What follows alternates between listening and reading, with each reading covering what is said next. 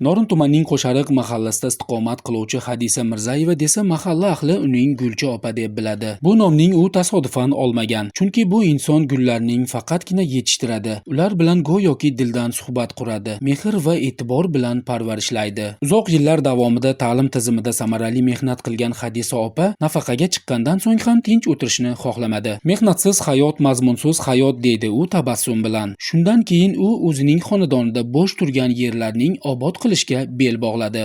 Tabiat o'zi betakror naqqosh. Mana har bir gullarga o'zgacha rang bergan, o'zgacha gul, biri pushti, biri qizil, biri oq deb o'ylab, haligi qandaydir ruhlanasan-da kishi, shundan zavq olasan. Men shular bilan tirikman desam ham bo'laveradi. Bugungi kunda uning mo'jazgina issiqxonasida 150 turdan ziyod gullar parvarishlanmoqda. Issiqxonasida ham, hovlisida ham turli rang va hiddagi gullar ko'zning qamashtiradi. Hadisa opa ayni paytida banan ko'chati yetishtirmoqda. Bu hudud uchun yangilik, ammo u har bir ishga shijoat bilan yondashadi. Bular hammasi qiziqish, meni shu gullarga bo'lgan mehr muhabbatim. Bulardan men daromad olishni hali o'ylab ko'rganim yo'q.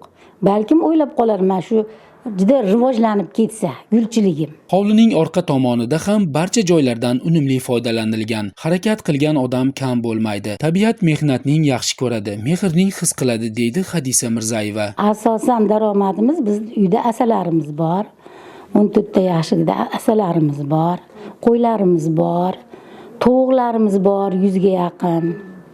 G'ozlarimiz, o'rdaklarimiz bor. Ana shulardan daromad olamiz. Yillik daromadingiz qancha shunda? 50 million, 60 million bo'ladi.